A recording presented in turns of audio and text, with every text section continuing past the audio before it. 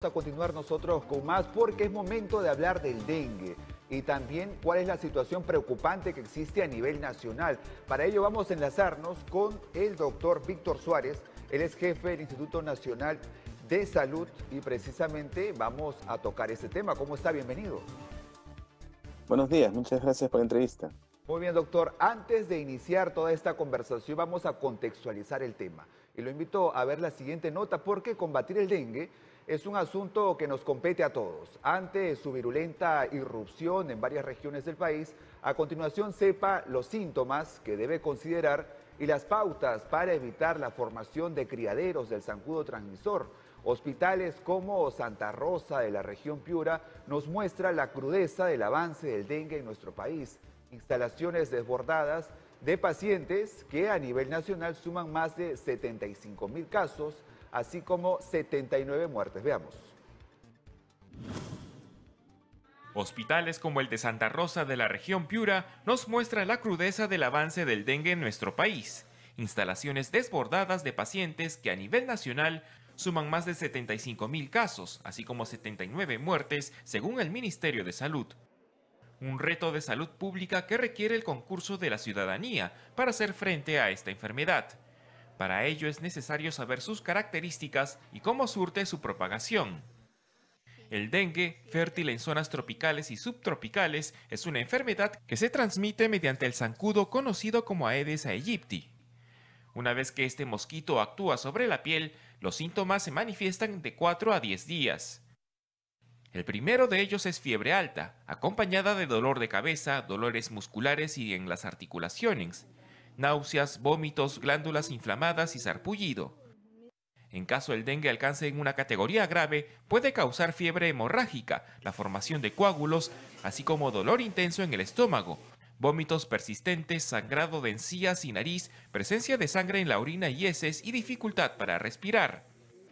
¿Cómo evitarlo? Un papel clave es el retiro del agua de todo objeto que represente un potencial criadero del vector transmisor, como llantas, floreros, piscinas armables, tanques sin tapa, bebedero de animales, lavatorios, bidones y baldes. Asimismo, permitir el ingreso de profesionales para las jornadas de fumigación en las viviendas y al menor indicio de síntomas, acudir de inmediato al centro de salud. Muy bien, doctor, precisamente hablábamos, ¿no es cierto?, qué es el dengue y cuáles son sus síntomas para que la población esté muy atenta y sepa qué hacer. Y precisamente esa pregunta es la que le hago a usted. ¿Qué hacer cuando presentamos estos síntomas? Porque vemos, por ejemplo, en la región Piura, se han presentado casos donde los hospitales incluso no se abastecen para atender la gran cantidad de casos. Sí, el dengue es una epidemia que tiene un carácter muy explosivo, que se comporta así regularmente. Incluso estamos ahora en una epidemia a nivel regional en todas las Américas. Brasil y Bolivia tienen también una gran epidemia en estos momentos junto con Perú. Y esta enfermedad se caracteriza precisamente por causar un gran número de casos con fiebre, malestar general, dolor de cabeza, dolor retrocular, dolor muscular, dolor articular, como lo manifiestan muchos de los pacientes. Y eso hace que muchas veces los hospitales o los establecimientos de salud se saturen por la gran cantidad de pacientes que juntos acuden por una atención.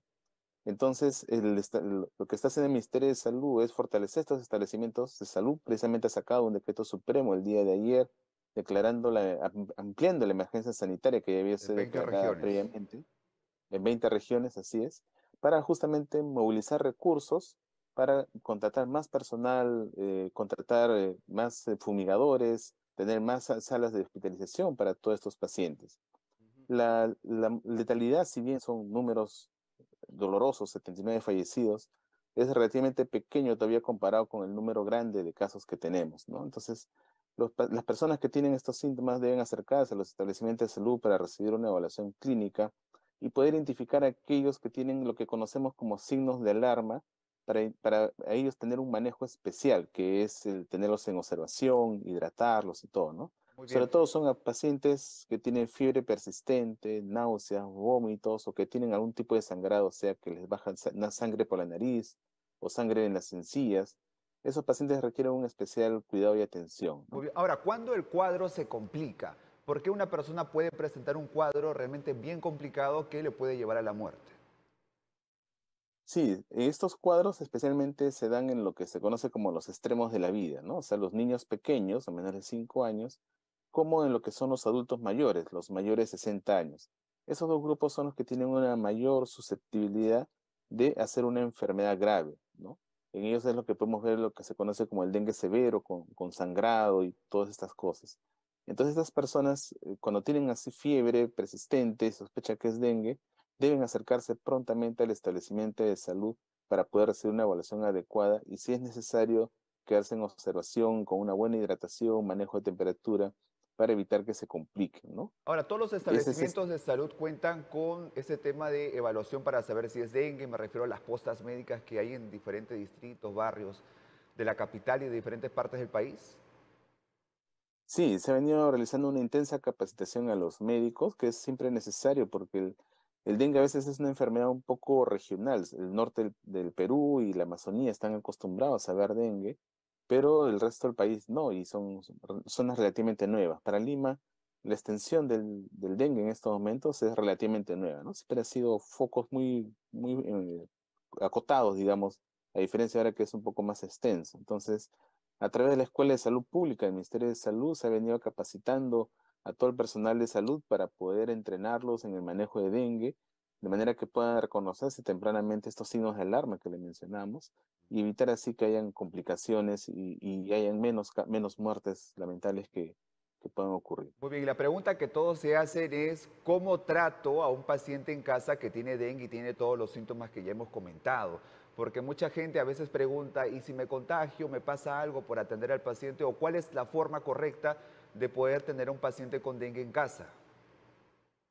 Sí, hay un punto importante que es mencionado. El dengue no es como otras enfermedades como el COVID o la influenza que estamos acostumbrados a hablar, que se transmita de persona a persona, ¿no? O sea, yo no puedo transmitir a otra persona, a un familiar en la casa, sino que tiene que ser a través de la picadura del mosquito, ¿no? Entonces, pero si hay mosquitos en la casa, porque hay reservorios de agua, hay tanques de agua que no han sido tapados o lavados adecuadamente, y ahí crece el mosquito, es posible que este mosquito se infecte y cause una pequeña epidemia dentro del hogar entre varios familiares.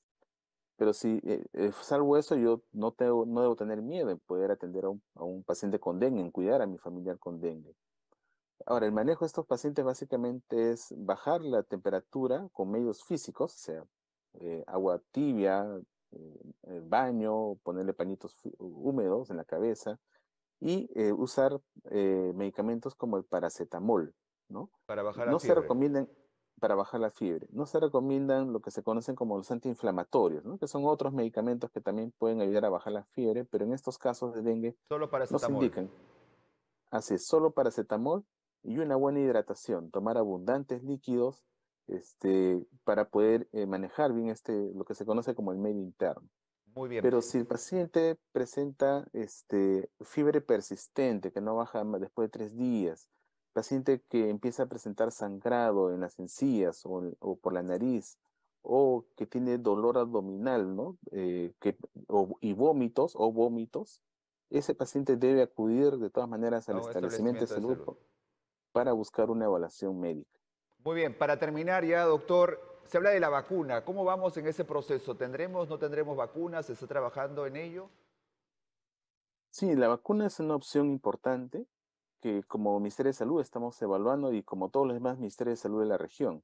Es una nueva tecnología que ha ido apareciendo y que está siendo evaluada también a nivel internacional. En este momento todavía ningún país de la región está usando la vacuna porque precisamente recién se está incorporando y evaluando. Esperemos que en el futuro podamos tener acceso a ella. En este momento que estamos en un brote de dengue en bastantes casos, la vacuna no nos ayudaría a solucionar el brote, ¿no? De hecho, no está indicada para el control de brotes, sino más bien cuando estamos en el llano de lo que se conoce un número bajo de casos, poder empezar a vacunar, porque esta es una vacuna que requiere 2 dosis con un intervalo de 3 meses para poder tener una inmunidad que nos proteja realmente, Muy bien. ¿no? Entonces, estamos en ese proceso de evaluación y de y de acompañamiento también con las agencias internacionales de cooperación que están evaluando también esta alternativa. Muy bien, estaremos atentos entonces a qué llegan, ¿no es cierto?, con este tema de la vacuna tan importante, más que todo las cifras que se están disparando poco a poco. Estuvo con nosotros Víctor Suárez, jefe del Instituto Nacional de Salud. Muchas gracias. Gracias. Muy bien, ahora vamos